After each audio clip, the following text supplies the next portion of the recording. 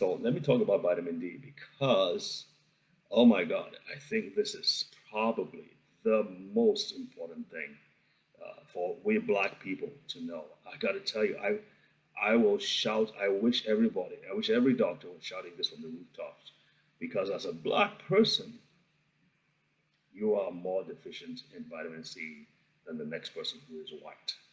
Under the same circumstances, under the same, let's say, if you're the same age, same weight, same background, same socioeconomic class, there's a very good chance that you were to check your vitamin D levels and that of the person next to you, it will be, yours will be a lot less, especially during the winter when everybody's sitting indoors, nobody's going outside, nobody's playing soccer, whatever.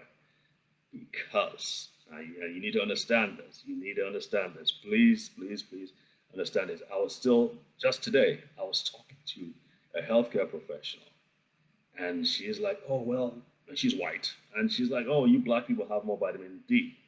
And she goes on and on about it, and I'm like, "No, it's completely wrong. It's the complete opposite, because it is not about heat. Everybody knows that black clothes, black wall absorb heat. It's not about heat. It's about the rays.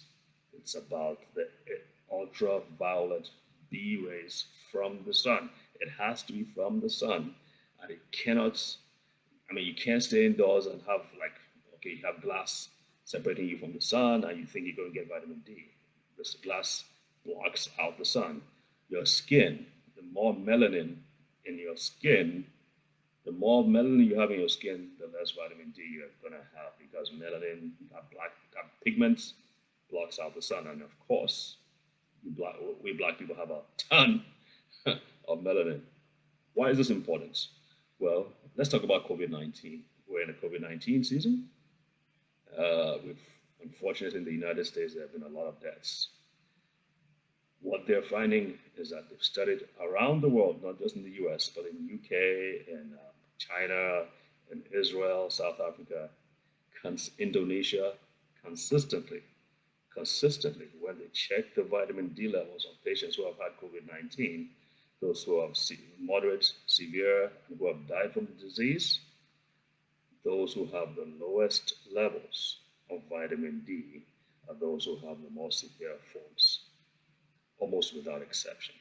You're always going to find outliers here and there, but the rule, it's almost a rule now, that if your vitamin D levels are low, you're going to have higher levels of I'm sorry, you're going to have a more severe form and you possibly die from COVID-19. Why is that so? Well, we explained that in some of our some of our presentations in the past. But what vitamin D does, what happens, let me quickly say this, what happens in COVID 19 is that when it gets to the lungs and it gets to the rest of the body, it triggers an immune reaction by the immune system of the individual.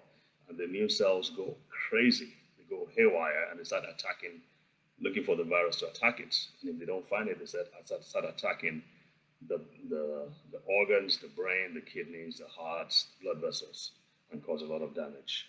And that's because the immune system was not well kept in check, it wasn't well regulated.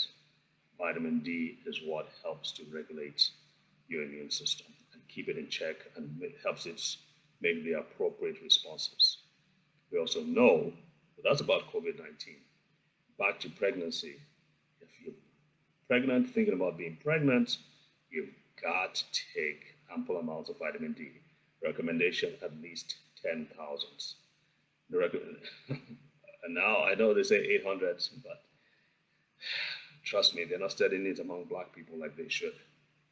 Among black people, you need a lot more vitamin D. I don't take anything less than 20,000 personally, but I would say for you as an individual, I would say don't take anything less than 5,000. If you're thinking about getting pregnant, don't take anything less than 10,000. Very, very important.